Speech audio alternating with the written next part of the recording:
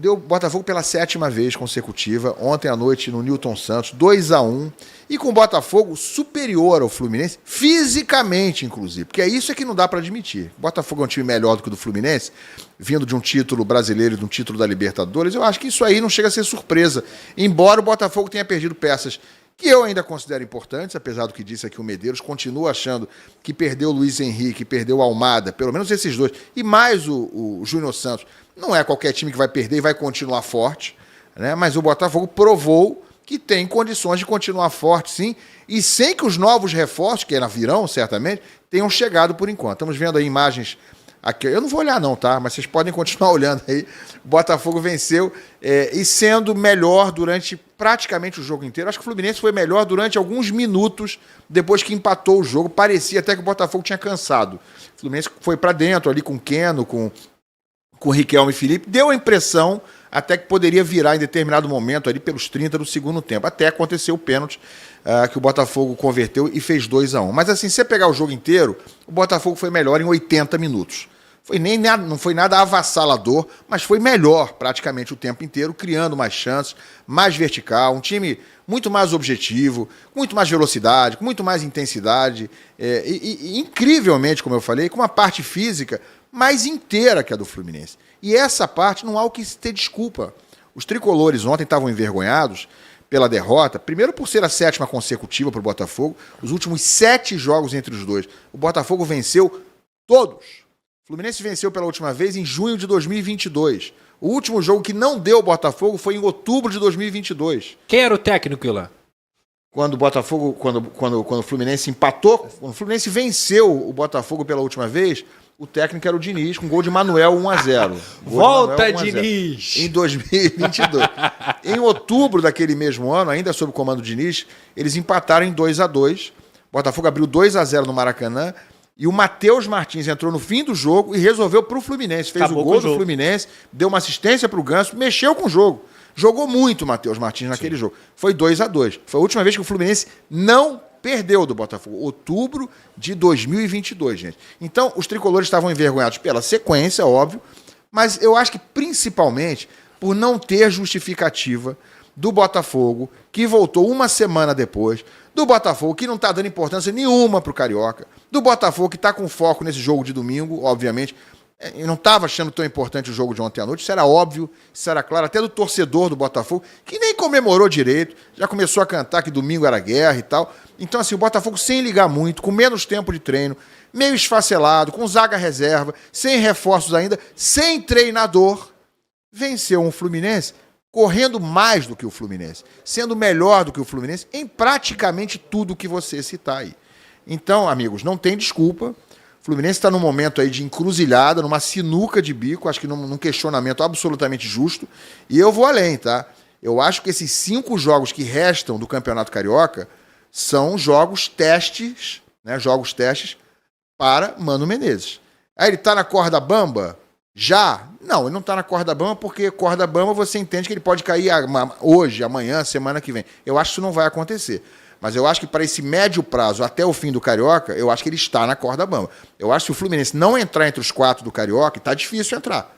Tá? Dos 5 jogos que faltam, ele precisa ganhar pelo menos 4, tá? O normal seria ganhar os 5 para chegar a 21 pontos, que costuma ser a pontuação normal para chegar no quadrangular. Mas eu acho que a pontuação está mais dividida esse ano. Eu acho que com 19 vai entrar, por exemplo. Talvez 18. Pode ser que o quarto colocado tenha 18 pontos. Então o Fluminense precisa ganhar 4 jogos. Tem 3 pequenos, Boa Vista, Nova Iguaçu e Bangu, e tem Vasco e Flamengo. Ele vai ter que ganhar ou do Vasco ou do Flamengo e ganhar dos outros 3. Aí, com essa pontuação, ele faria mais 12 e ficaria com 18. Não é garantido de entrar com 18 pontos. Mas eu acho que talvez entre esse ano com 18 pontos. Mas tem que ganhar um clássico no mínimo e ganhar os outros 3 pequenos. Para mim, viu? A gente vai falar do Botafogo, que é o vencedor. Estou falando do perdedor, por enquanto. Mas, para mim, acho que o Mano, se não ficar entre os 4, e pior do que isso, ficar ali em 7º, 8º lugar, que pode acontecer perfeitamente, eu acho que ele não resiste. Eu acho que ele dança, porque a torcida já está questionando muito. Já há uma impaciência muito grande, já muita gente questionando e protestando contra o Mano Menezes. Olha aqui a mensagem do Capixaba, o superchat. Obrigado, Capixaba. Ontem foi igual o Fluminense e Chelsea. O Flu dominou por 15 minutos, os 15 minutos de intervalo. Quanto sofrimento, Ilan. Grande abraço. Valeu, Capixaba, um abraço para você. Ô Medeiros, toca a bola aí do lado do Botafogo, do vencedor, por favor. O Botafogo ele conseguiu fazer um jogo que surpreendeu a todos, né? Até o torcedor do Botafogo, porque era normal que o Botafogo apresentasse qualquer tipo de falta de ritmo de jogo, até porque era o primeiro jogo da temporada. Mas foi diferente. O Botafogo foi muito intenso, muito competitivo nesse primeiro jogo, né? Demonstrando que não só os preparadores físicos que estavam na comissão técnica do Arthur Jorge, mas os preparadores que estão na casa do Botafogo, são preparadores fixos, também fazem um grande trabalho. E o Botafogo conseguiu mostrar, a gente vai colocar aí na tela também o primeiro gol, né? O jogo foi 2-1, porém foram 2 gols de pênalti, o estilo do Botafogo desde de 2024, ó. Ele atrai o Fluminense, ó, com o John tocando com o Gregory, vem na direita, passes rápidos, tudo passe de primeira. E aí o Savarino, que é o cérebro desse time, coloca o Lobato na cara do gol. Fábio faz uma grande defesa e aí o Igor Jesus completa para o gol. Se a gente for olhar no replay, deixar passar mais uma vez, a gente consegue perceber como que esse time do Botafogo faz isso muito bem desde a época do Arthur Jorge, né? Depois que voltar, o Fluminense estava marcando em bloco médio e aí o Botafogo começa a tocar a bola ali atrás. Se a gente puder voltar um pouquinho lá no primeiro gol, olha lá, ó. O John toca no Gregory volta e atrai o Fluminense. Ó. O Fluminense avança para marcar o goleiro e aí a importância do goleiro jogar bem com os pés. Ó. O Botafogo traz para a direita, Marlon Freitas desafoga, o Ponte dá de primeira, Savarino como armador deixa o Lobato na cara do gol. Esse é o estilo de jogo do Botafogo, independente de Arthur Jorge ou Carlos Leiria. Isso está fixo na memória dos atletas.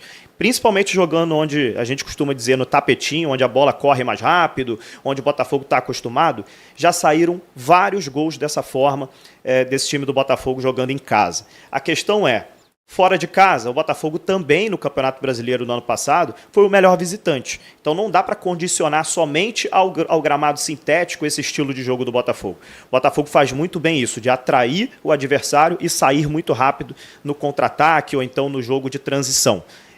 Isso. Basicamente é o que o Diniz tentava fazer, né? Exatamente. Mas isso está muito mais bem executado. Estou vendo aqui, eu não tinha, sinceramente, eu nunca tinha prestado atenção nisso aí que você está. E claramente é uma estratégia, né? É uma estratégia. Isso está claramente desenhado, ensaiado pelo Botafogo, que sai verticalmente. Ele sai assim, ele atrai e já tem um lá esperando na ponta. Enfim, eu tive uma conversa. Muito bem executado isso. Né? Eu tive uma conversa com uma pessoa do scout do Botafogo que me fala que o Gatito Fernandes era um goleiro muito respeitado no Botafogo, mas ele tinha uma certa dificuldade de jogar com os pés.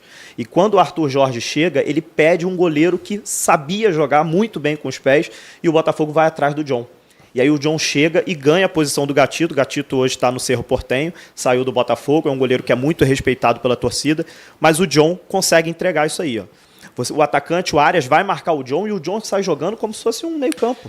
E tem um outro ponto também, que as pessoas geralmente aqui no futebol brasileiro acham que recuar a bola para goleiro é um atraso de jogo. E na verdade isso não é atraso de jogo. Você está recomeçando, você está organizando a sua equipe. Você pode perceber que quando o John pega a bola, os 2 zagueiros abrem exatamente na ponta da área. E os laterais são espetados, para você justamente ter o quê? A abertura do campo, o alargamento do campo. E aí você atrai o seu adversário como se fosse uma presa de fato. Isso, obviamente, só é possível fazer quando você tem qualidade técnica. Porque quando, se eu não me engano, é o Vitinho que dá aquele passe de primeira, aquilo ali não é para qualquer um, principalmente um lateral jogar de costas. Ele dá o passe de primeira ali no desafogo, ó, o John vai abrir aqui, no zagueiro direito, os dois zagueiros estão abertos ali, aí vem, se eu não me engano, ó, o Marlon Freitas desce para fazer essa bola, o Vitinho tá ali, e aí o Savarino, atraindo essa marcação, ele consegue dar o passe no Lobato, que é um jogador extremamente veloz. Então, assim, para fazer isso, tem que ter qualidade técnica. E qualidade técnica o Botafogo tem. O ponto principal, você vai ver o Botafogo diversas vezes trabalhando essa bola e a todo momento o John vai participar, não só participar porque o Botafogo está com dificuldade do jogo, é porque o Botafogo está remontando o seu time. Recomeçar as jogadas faz parte do futebol moderno. E o Botafogo fazia isso e continua fazendo muito bem. Agora, claro, só para completar, risco tem, né? Você olha ali a jogada. Lógico. E o a bola atrasada pro John, né? Ele dá o primeiro passe. Quem é que atrasa pra ele essa bola? É o Gregory. Ele toca de de volta. Inclusive, tá indo em direção ao gol, né? Aquela coisa que o manual do futebol manda não fazer. Atrasar a bola, você nunca pode atrasar em direção ao gol. Exato. Então tem que estar muito bem ensaiado isso e todo mundo tem que ser muito confiável aí. Mas o que acontece quando ele atrasa em direção ao gol? Os jogadores adversários ficam mais ainda compelidos aí em cima do goleiro. E desorganizam. É isso que traz realmente os jogadores do Fluminense para tentar, né? E aí cria o espaço para cria poder... mais espaço. E aí, falando sobre o Vitinho aqui, o Vitinho entra depois. É o Matheus Ponte. Então é o Ponte que faz essa... É porque eu não consegui primeira. identificar quem era o lateral. Mas enfim, pro lateral jogar de costas, cara, não é o normal. Então você tem que ter qualidade técnica para fazer isso. Aliás, eu gosto muito do Matheus Ponte. Eu fiz uma Copa do Mundo Sub-20 na Cazé TV, quando o Uruguai foi campeão, inclusive mundial, e o Matheus Ponte foi um dos destaques, cara. Ele jogou muita bola. O Botafogo, desde que fez essa contratação, eu sempre gostei desse atleta. Claro que altos e baixos acontecem, é muito jovem, mas obviamente é um jogador que para mim ainda vai crescer muito no Botafogo. E sobre o Fluminense, hein, Pedrosa? Cara, olha só, eu acho que tem algumas coisas que estão claramente detectáveis nesse time. O Fluminense precisa contratar um meio armador. Esse pra mim é o primeiro ponto. Nós já falamos disso aqui. Exatamente. 10 vezes aqui. E assim, a cada jogo que acontece, eu tenho mais a certeza de que o Fluminense precisa contratar um meio armador.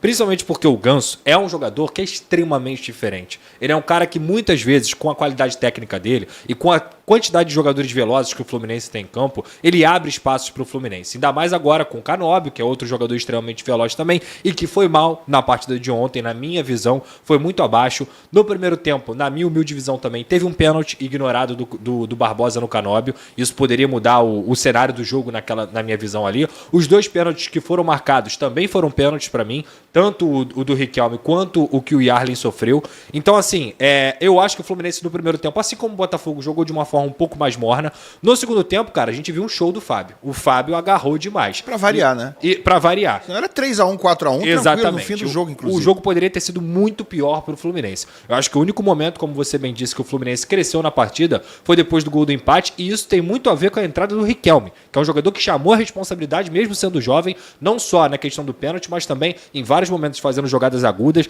não se amedrontando na frente do Alex Telles, que é um baita de um lateral, e conseguindo trazer o Fluminense um pouco mais pro jogo. O Hércules também quase virou o jogo, porque ele fez uma jogada individual, colocou a bola na trave, e é outro jogador que eu acho que ainda tem muito a crescer no Fluminense. Mas eu vou concordar com o Ilan novamente. Cara, não tem desculpa. O Fluminense estava com sua equipe titular, a sua equipe principal, todos os reforços praticamente à disposição, os reforços considerados com potencial de titular. Era um time que já vinha jogando antes do Botafogo e que mesmo fisicamente não conseguiu ser superior ao Botafogo. Então, eu não concordo com o Ilan no sentido de que o Campeonato Carioca pode fazer essa panela de pressão crescer para cima do Mano Menezes. Ah, mas vai. Pode crescer, mas eu acho que a torcida deveria ter um pouquinho mais de paciência em relação ao Campeonato Carioca. Na minha visão, o Campeonato Carioca serve exatamente para isso, para ficar queimando o técnico e para machucar jogador. Eu não concordo com o tipo de cobrança no Campeonato Carioca que você, por exemplo, vai ter no Campeonato Brasileiro. Os clássicos você sobe um pouco a régua, e ontem o Fluminense deixou a desejar. Essa é a minha visão. Mas vai ter, já tá tendo, eu fiz o meu pós-jogo ontem e tal, e tinha muito fora mano, mas muito hashtag fora mano. Eu acho que é cedo para sair o mano hoje ou amanhã, mas eu não vou achar cedo se o Fluminense não se acertar durante o campeonato inteiro. Uma coisa é você perder o jogo pro Botafogo jogando bem, e o Botafogo, que é um time melhor, jogar muito bem e ganhar. Isso é uma coisa. Outra coisa é o Fluminense ganhar dos pequenos e no fim das contas lá, sei lá, faltar um pontinho, ficar em quinto lugar no contexto atual. Mas se o Fluminense continuar jogando só isso aí, se ele terminar o Campeonato Carioca depois de 11, são 11 jogos, gente. Não é mais primeira partida, segunda rodada, time B, time C, não. Tá todo mundo lá, a cavalaria tá toda lá. Né? Tem Arias, a Arias tá no Fluminense ainda, poderia ter ido embora. Tem Arias, tem Canóbio, tem Hércules, Silva, tem Martinelli, Thiago Silva, Fábio, pelo amor de Deus. O time é bom. Então, assim, eu sou obrigado a achar o seguinte, o time não é tão ruim assim pra estar jogando só isso. Não é nem tão ruim, o time não é ruim. Pois é, não, o poderia entregar muito, muito mas bom. parece um time ruim. Parece. Fluminense ontem jogou com a perna presa, pesado, né? Um time que não tem velocidade, tá com aquele vício ainda dinizista, mas não dá mais pra colocar na conta do Diniz, que ele agora de ficar tocando bolinha pro lado no ataque. O Botafogo chega em 3 toques na cara do goleiro. E o Fluminense chega em 25 até a grande área e perde a bola. Então, assim, é muita lentidão, é muita cadência, é muita paciência e pouca efetividade. O Fluminense finalizou ontem 12 vezes, o Fluminense finalizou 12 e o Botafogo 12 também. O Fluminense finalizou 3 vezes na direção certa e o Botafogo 6 na direção certa. E por que o Fluminense finaliza tão mal para fora do gol tantas vezes? Porque o time não consegue se aproximar do gol. Porque ele está finalizando precipitadamente de fora da área, muitas vezes, assim meio no susto. Aquela coisa do time que não tem mais a segurança, a capacidade de criar uma chance real. O Fluminense criou chances reais, de fato, uma ou duas no máximo. E o Botafogo criou 5 ou 6. Então, das 12 finalizações do Fluminense, umas 8 aí são meio ilusórias. Foram chutes de longe, meio sem jeito. Chutou em direção ao gol, né? Finalizou, mas sem nenhum perigo. O Botafogo foi muito mais perigoso. É um time hoje muito mais eficiente no que interessa no futebol, que é chegar ao gol. O Fluminense o Fluminense tem 3 gols no campeonato. Eu não me lembro aqui qual é a situação. O Fluminense fez 3 gols de pênalti no campeonato até agora e 5 no total. E só em um jogo marcou 2 gols que foram com bola rolando, que foi no jogo com a Portuguesa. Todos os outros gols do Fluminense foram de pênalti. O que realmente é uma coisa preocupante. É uma coisa assustadora. Em 6 jogos, só em um jogo, o Fluminense fez gol com bola rolando. Em 6 jogos. Preocupante. Ontem, mais uma vez, fez um gol de pênalti. Foi pênalti, realmente, mas foi um pênalti tolo, inclusive. Um pênalti desnecessário do jogador do Botafogo em cima do Riquelme. Assim como foi desnecessário também o pênalti feito pelo Thiago Santos ali no fim, todo atabalhoado. Eu discordo um pouquinho, Pedrosa, sobre o pênalti no Canóbio. Eu acho que pode ter sido, mas para mim não é conclusiva. Eu vi gente reclamando, pênalti no Canóbio no primeiro tempo. Eu não vi um replay que para mim tenha sido conclusivo de falar, houve um pênalti. Eu acho que pareceu... Acho que a nossa produção não vai conseguir, mas tem um replay que é muito claro que o Barbosa acaba dando um chute no Canóbio. A minha dúvida foi essa, se aquele chute do Barbosa pega no joelho do Canóbio ou não. Se pega, para mim... E me deu até a impressão, foi uma impressão, porque também não é um replay conclusivo, me deu a impressão da bola ter resvalado no braço do Canóbio também. No mesmo lance, né, em que ele seria atingido. Na hora a bola do meio domínio, que passa né? ali no braço. Mas enfim... Sim. Passou isso não tem como o Fluminense chorar em cima disso, né? É isso aí. O jogo não era para o Fluminense conseguir algo melhor do que isso, né? Foi absolutamente justo e ficou até barato o placar. Essa é a realidade. Ficou barato. Vou insistir. Mano já está sendo muito questionado e eu acho que o que acontecer nesses próximos 5 jogos, mesmo que o Fluminense não se classifique, se o Fluminense melhorar muito de produção, aí eu acho que muda de figura. Mas se continuar com essa bolinha aí e ficar fora dos 4, acho que o Mano não resiste, que não continua depois do Campeonato Carioca, porque já há um questionamento crescente muito grande sobre isso aí.